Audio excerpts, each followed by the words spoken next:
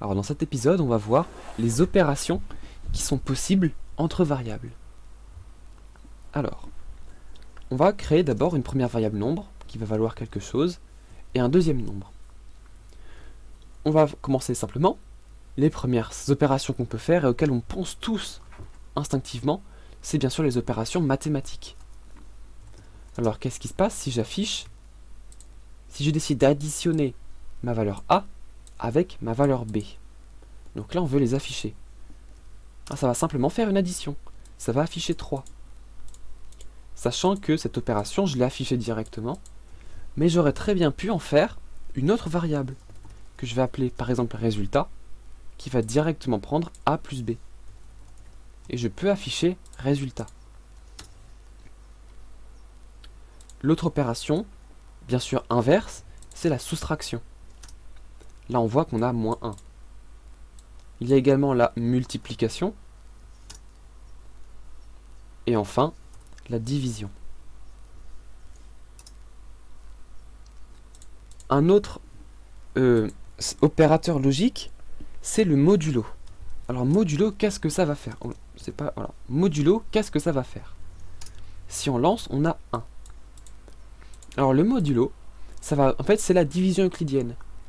Ça va renvoyer combien est-ce qu'il faut de nombres pour arriver au résultat.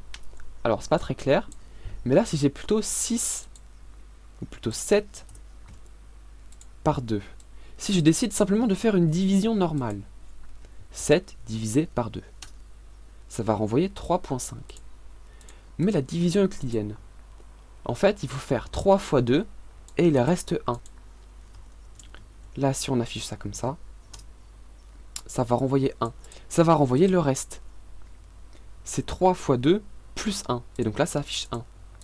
Si ici, j'ai 15, ça va être 2 fois 7, et il reste 1. Donc on va encore avoir 1. Si, au contraire, je mets 14, là, il n'y a pas de reste, puisque c'est simplement 2 fois 7. Si je descends, que je mets 13, par exemple, là, ça va être 2 fois 6, et il reste 1. Donc vous voyez qu'en fait, le reste, c'est tout le temps 1 ou 0, mais parce que je divise par 2. Si je fais par 3, par exemple, on va avoir un reste, encore de 1, pas de bol. Si je mets 18, non, c'est 6.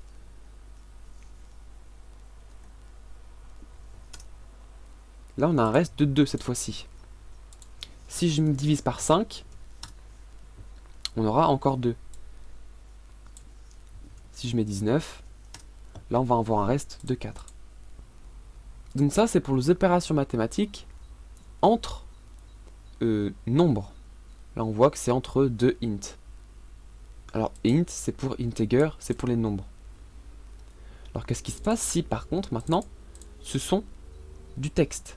Si je décide d'additionner du texte, par exemple, bonjour,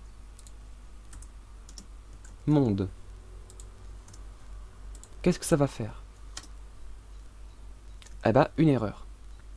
Parce que contrairement à beaucoup de langages, comme par exemple le Python, qui est très souple là-dessus, on ne peut pas additionner en PHP du texte. Par contre, il y a un opérateur tout particulier uniquement pour PHP, qui est le point.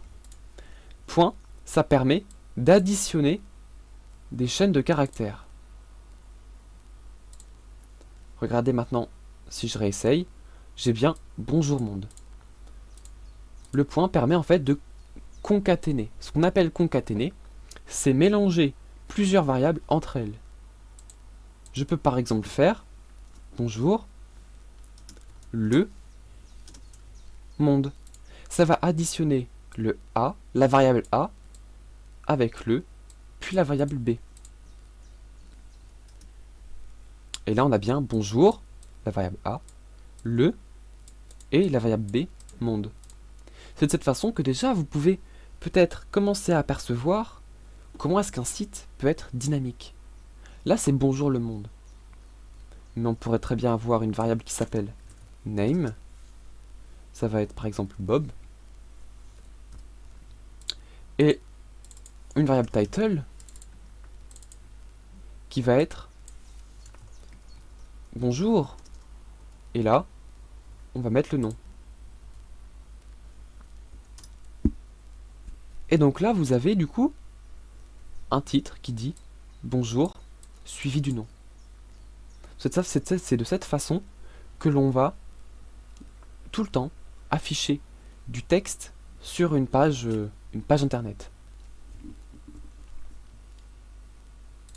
Alors, vous vous demandez peut-être, imaginons que j'ai une liste et je vais en rajouter un à la fin. Est-ce que je peux utiliser plus? Alors, essayons. J'ai une liste de prénoms et je veux ajouter un élément à la fin. Alors, est-ce que faire ceci marcherait? Est-ce que si je fais... Non. Plutôt comme ça. Est-ce que si je fais plus... Oula, où est-ce que je suis parti? Si je fais plus un autre prénom, est-ce que ça va marcher? Alors déjà, on a vu dans l'épisode précédent que echo ne marchait pas. Parce que echo veut absolument afficher des strings. Donc là, puisqu'on a une liste, on utilise plutôt var dump. Si j'affiche, non, il y a beaucoup d'erreurs. Il dit unsupported operand type, donc operand type c'est opération, entre un array et une string. Donc il dit non, je ne sais pas faire une addition. Là ça marche pas. Alors, mais comment faire?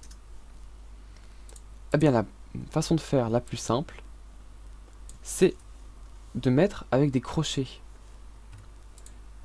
En fait, mettre le nom de la variable, donc qui est une liste, ça ne fonctionne qu'avec une liste, avec des crochets, ça va automatiquement rajouter à la fin un nouvel élément.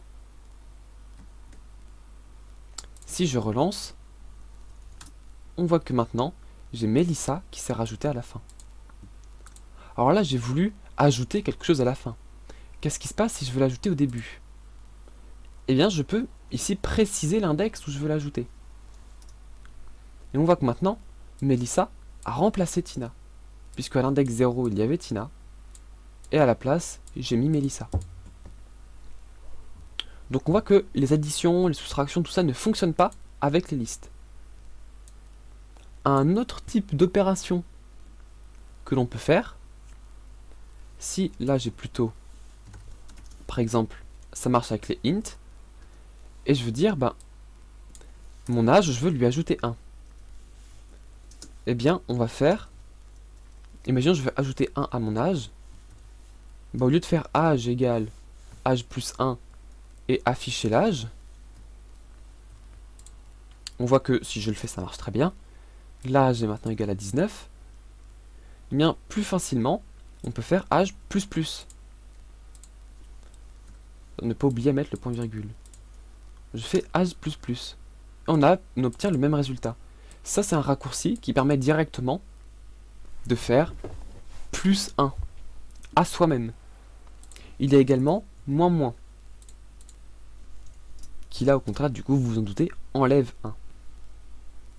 Une autre manière, encore, c'est de faire plus égale 1.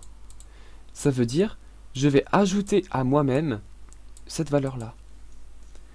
Mais l'avantage, contrairement à plus plus, c'est que là, on peut mettre la valeur que l'on veut. Si je veux ajouter à moi-même 65, on voit que ça marche très bien. Et ce n'est pas limité à moins ou à plus, je peux très bien multiplier. Donc ça veut dire que je vais moi-même multiplier par 65. Ce qui fait, voilà, 1170 ans. Donc voilà pour les opérations principales qui peuvent être effectuées.